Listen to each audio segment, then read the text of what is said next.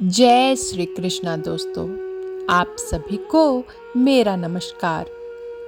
कल आप सबने कार्तिक मास महात्म्य कथा अध्याय 7 सुना।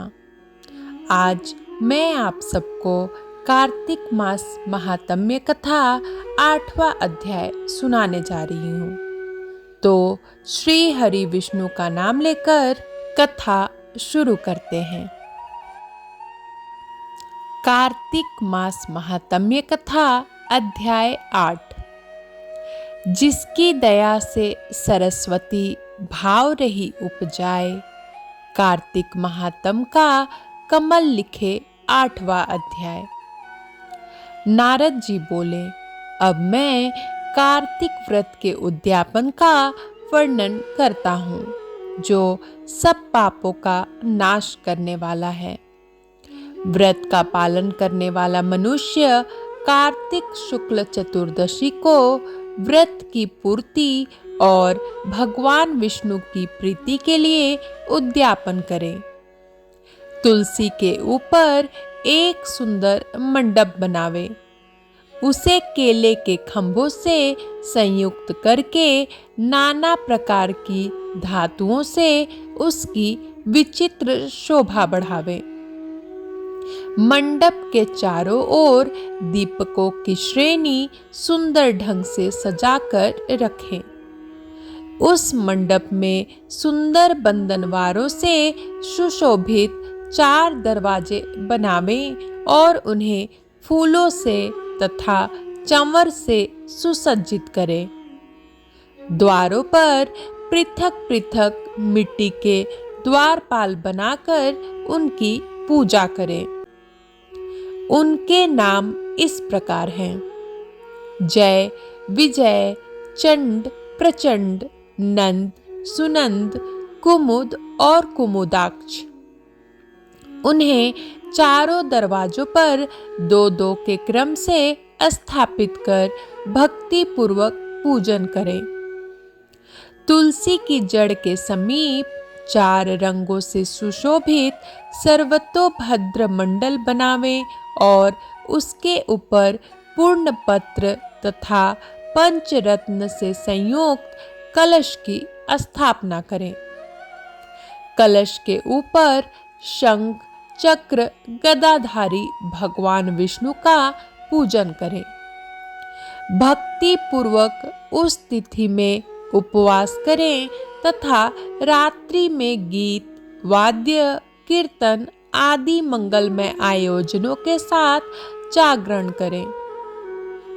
जो भगवान विष्णु के लिए जागरण करते समय भक्ति पूर्वक भगवत संबंधी पदों का गान करते हैं, वे सैकड़ों जन्मों की पाप राशि से मुक्त हो जाते हैं।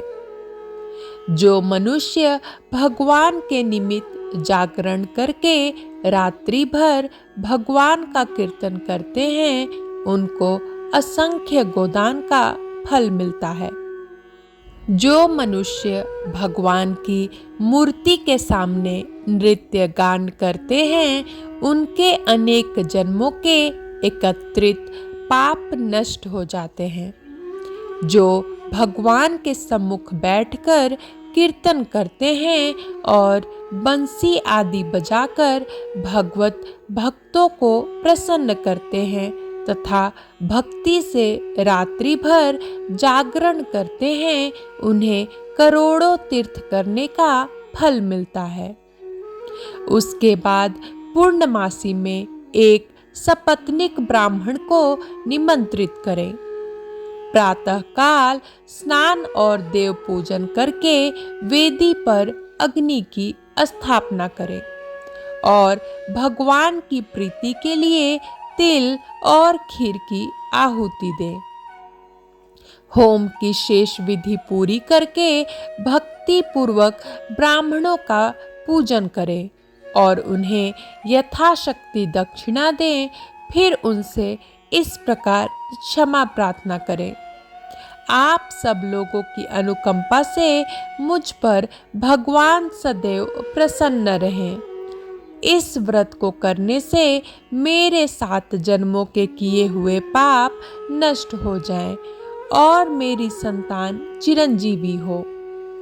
इस पूजा के द्वारा मेरी सभी मनोकामनाएं पूर्ण हो। मेरी मृत्यु के पश्चात मुझे अतिशय दुर्लभ विष्णु लोक की प्राप्ति हो। पूजा की समस्त वस्तुओं के साथ गाय भी गुरु को दान में दें। उसके पश्चात घर वालों और मित्रों के साथ स्वयं भोजन करें। भगवान द्वादशी तिथि को शयन से उठें, त्रयोदशी को देवताओं से मिलें और चतुर्दशी को सबने उनका दर्शन एवं पूजन किया। इसलिए उस तिथि में भगवान की पूजा करनी चाहिए। गुरु की आज्ञा से भगवान विष्णु की सुवर्णमयी प्रतिमा का पूजन करें। इस पूर्णिमा को पुष्कर तीर्थ की यात्रा श्रेष्ठ मानी गई है। कार्तिक माह में इस विधि का पालन करना चाहिए। जो इस प्रकार कार्तिक के व्रत का पालन करते हैं वे धन्य और पूजनीय हैं। उन्हें उत्तम फल की प्राप्ति होती है। जो भगवान विष्णु की भक्ति में तत्पर हो कार्तिक में व्रत का पालन करते हैं, उनके शरीर में स्थित सभी पाप तत्काल नष्ट हो जाते हैं। जो श्रद्धा पूर्वक कार्तिक के उद्यापन का महात्म्य सुनता या सुनाता है, वह भगवान विष्णु का सायुज्य प्राप्त करता है। कार्तिक मास महात्म्य कथा अध्याय 8 समाप्त होता है। कल मैं आप सभी के लिए कार्तिक मास महात्म्य कथा 10वां अध्याय लेकर आऊंगी।